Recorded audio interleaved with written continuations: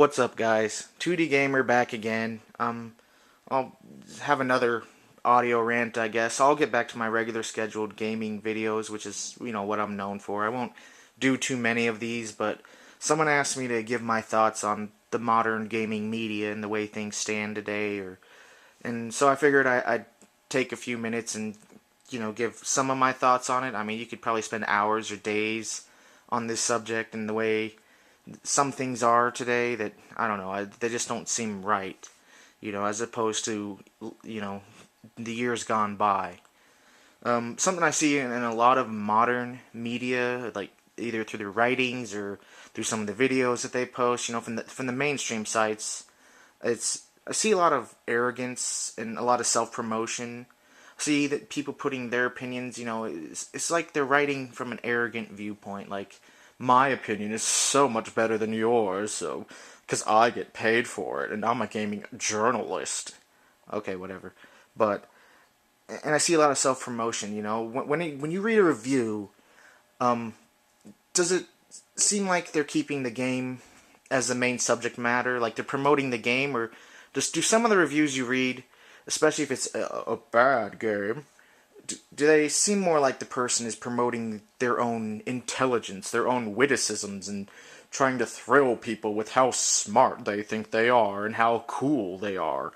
I look at a lot of reviews and I see, like, cool guy reviews, like they're trying to be cool instead of being professional and keeping it on the subject at hand, putting the games ahead of yourself instead of promoting yourself in your writings about games. I mean, if you want to promote yourself, get a YouTube blog about whatever the hell you want, but don't put it into, don't sell people, I'm going to be talking about a video game, but you're really promoting yourself.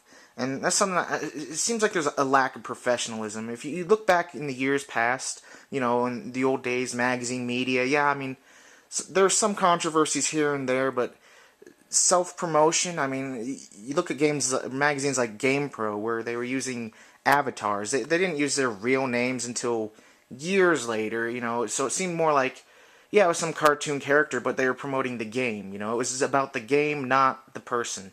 Even though their opinion was expressed, and sometimes people didn't agree, sometimes there's controversy over those opinions, but in the very least, it wasn't some guy's face, some self-promoting guy, hey, get a hold of, Major Mike or Scary Larry. I mean, they had email addresses eventually, but it's not like, a self-promotion thing. They kept the games, as the forefront. And I don't see that a lot in today's gaming media, and I also see a lot of sensationalism. They take, I guess if you can't get website hits from content, get it through controversy. They take everyday news items, stuff that isn't even worth getting all pissy over or making a big stink about, and they turn it into something bigger than it needs to be because they're a business and they get money from website hits. Therefore, they'll take something and turn it into something it shouldn't even be, just so they can get website hits. It's like, it's money, and I understand they need to get paid. Just, keep it professional. Quit, they'll throw out a review or something, and it'll be a controversial review over a game that people are really looking forward to, and sometimes you wonder if they're actually, if that's their actual opinion, or if they're just trying to create controversy. And, I'm still saying a lot, but hey, sorry.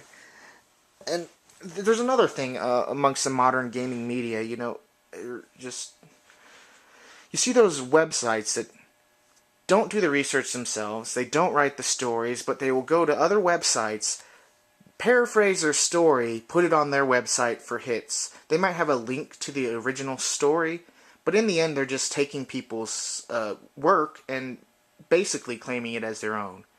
Now, there are some of the, the blog sites or the news sites that do link to the original story. Some of them link through, like leeching through, like, here's the story, come to my website, click the link and go to their website. So they're still sort of leeching off of that, but in the very least they're giving the original guy credit, whereas in the other websites they'll just paraphrase it, steal it, and, basically give their own take on it like it's their own work. and I don't think that's really professional. I think that's just a little bit shady too.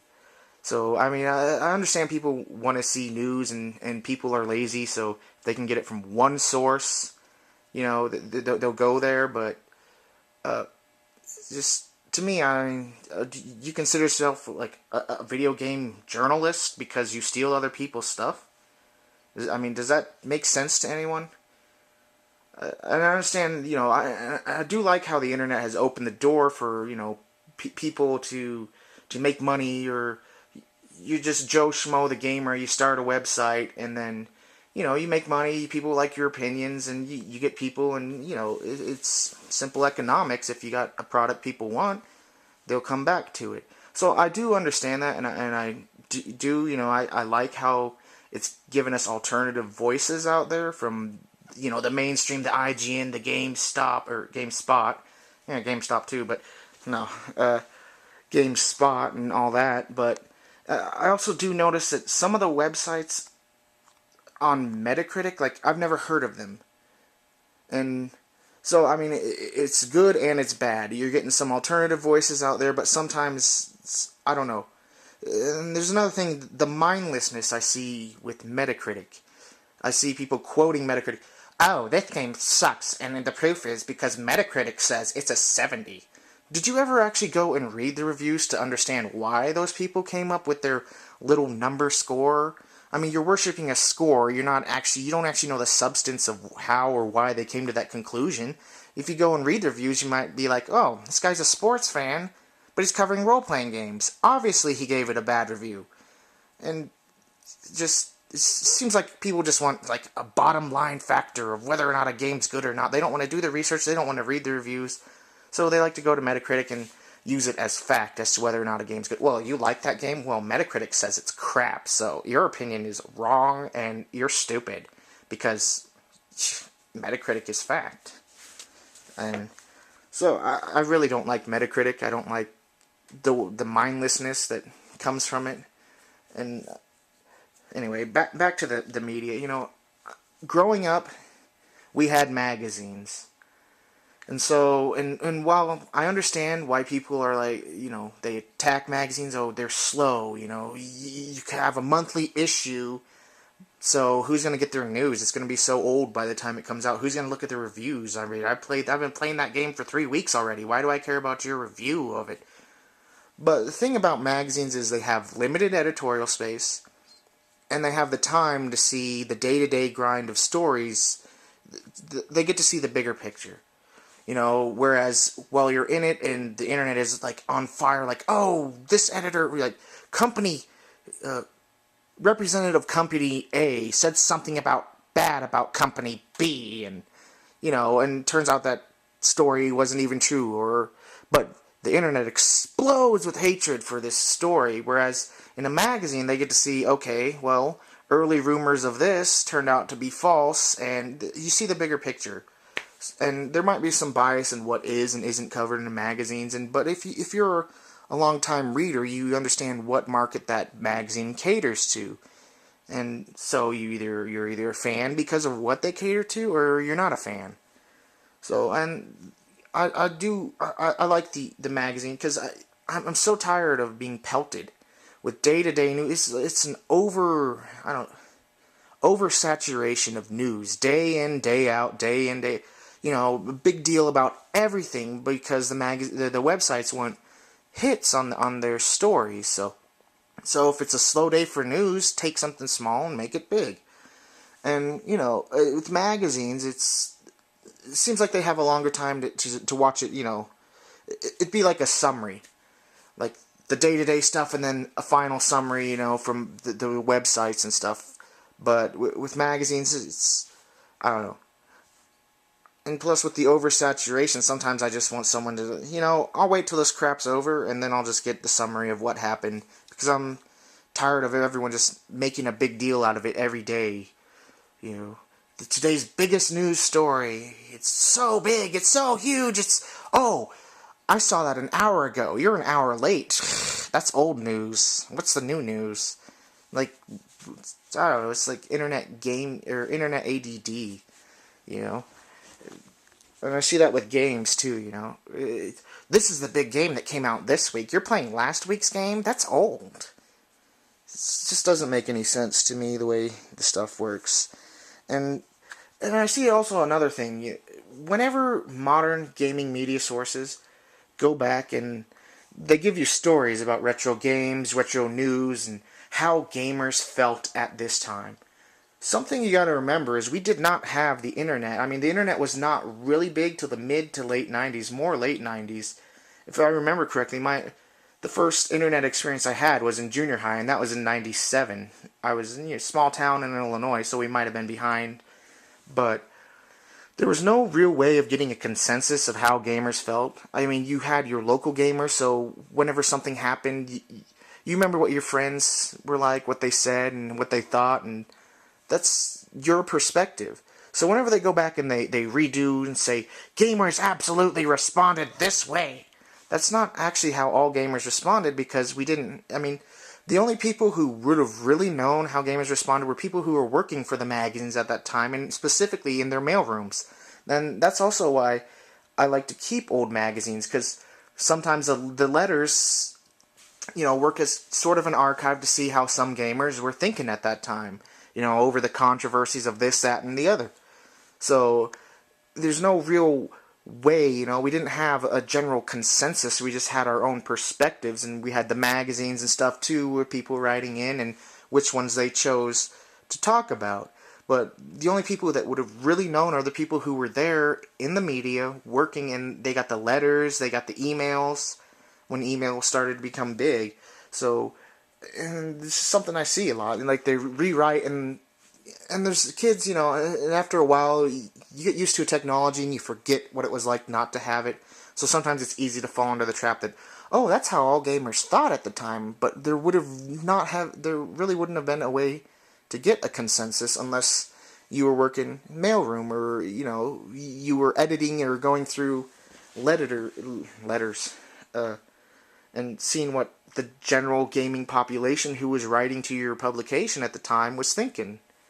So, and for me, like I said, magazines, they archive, they let you know what reviewers were thinking at the time. Like, say a review came out and a game came out and it got awesome reviews from the magazine. Sometimes I've seen stories like, well, the original version of this game was crap. It generally wasn't liked. And you go back to the reviews, it's like, did you ever go back and look at the reviews? Just because your personal opinion was that the game wasn't up to snuff doesn't mean that that's what the consensus was at the time either. So it's just one of those things where you see a lot of rewriting of history because they're trying to make a mainstream consensus for everyone to think and believe, and if you're not following along with their consensus, you're not cool. And, well, you're just a geek, but I'm a cool geek. Suddenly it's become cool to be a geek. I was defending video games and all sorts of stuff years before it was cool, but now it's the hip thing, so that's, I guess, you gotta go along with their consensus, otherwise you're just out of the mainstream and no one cares what you think. But, so, I think lately I have more respect for reviews from even just regular plain Joe Smo gamers, I go to game FAQs or game fakes or whatever you call it, and I'll read user reviews. I hold them a lot higher than professional reviews because they're not as arrogant. They're just regular gamers. They don't put their opinions on a pedestal. They're not trying to create controversy because they're not getting money out of this review. So, and I'll read good and bad, and you can tell if someone's, researched it, or if someone's just kind of like an amateur writing stuff like, oh, this game sucks because the graphics are bad, and it's not Call of Duty. Sorry, I know I pick on Call of Duty a lot, but anyway.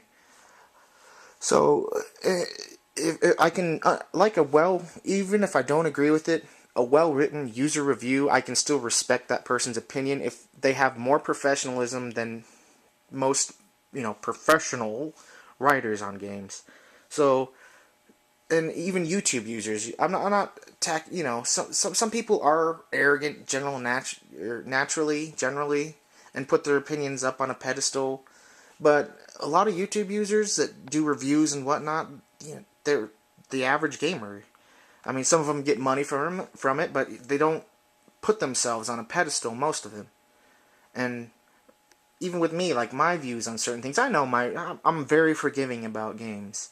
So if I'm not going to put myself on a pedestal, if a game I like is sort of, if I don't think everyone's going to like it, I try and note it. It's not for everyone. It's for forgiving people, or yeah, I guess I'm easily entertained, but that's to each their own, I guess. So I just, I don't know. I'm not a big fan of the way of what's being presented in the mainstream. And I do like that the internet has opened up the doors for alternative voices, alternative media. If, regular guys get a camera, start stating their opinion on YouTube, and, then they get followers, and so they get people they get other voices out there, I guess. So that way you're not just stuck with the official opinion that everyone needs to have, because if you don't have this opinion, well, you suck, because you're not cool. So, and I guess I have more respect for the average gamer than I do these guys just bloated. And it's not that I don't have respect for everyone in the gaming media. The longtime guys I grew up reading, if you're used to their stuff and you know how they, or know what they like, what they dislike, and generally you got a feel for how they write, and their likes and dislikes and their tastes. And then I can understand, I can have respect. There's some people who used to write as I was growing up, and I got used to their writing, and I can respect their opinion even if I don't share it. But there's something more arrogant about, I guess, guys from my generation. It's like that kid in the corner that always had that annoying opinion that thought it was above yours because, I don't know, he thought he was cool. It's like those are the guys that are now writing for all these magazines and websites, and everyone else who just wasn't as arrogant about their opinion and throwing it out there. We're the ones supposedly reading and supposed to adopt their opinions and their views as ours, when even back in the day we're just like, dude, you're stupid, shut up. So, and that's just kind of what it feels like. It's self-promotion, it's arrogance, but it's not in all. I'm not going to generalize and say it's the entire gaming media. It's all of IGN, it's all of GameSpot, but it's just kind of something that's been coming out. And I don't know, I guess that's my take on the subject matter. I don't trust a lot of what they have to say. I don't really care about much of what they have to say. Their oversaturation of news and reviews and controversy, I'm just tired of it. So I would actually prefer magazines. That way I just deal with it. You get a whole month's worth of stuff, even if it's old by internet standards. But like I said, 2 hours old is old by internet standards. You're already tired of hearing about it. So that's just, I don't know. Maybe I'm old-fashioned. I don't need my news the second it happened. I mean, it's nice to know if something big happens, but I don't need to be oversaturated, I don't know, just oversaturated with whatever small detail that I don't really find that interesting or don't really care about. Yet, for for website hits and all that, they're promoting it as, something big. So, So I'm just not a fan of. I prefer alternative media. I prefer YouTube users. I prefer to read user reviews. People who aren't so arrogant, who don't look at themselves as these great, high and mighty guys whose opinions need to be listened to. So I guess that's my take. I've rambled on enough. Actually, I've rambled on too much, but anyway, I guess I'll see you guys later, and I'll just start putting up gameplay videos and my crappy poor writings from here on out, and occasionally putting up one of these. Maybe. Depends on if I got something to talk about or ramble about and keep saying, I'll try and get that under control. Anyway, so I'll see you guys later. That's sort of just a few of the subjects I had to cover and overcover, but anyway, see you guys on the flip side, I guess.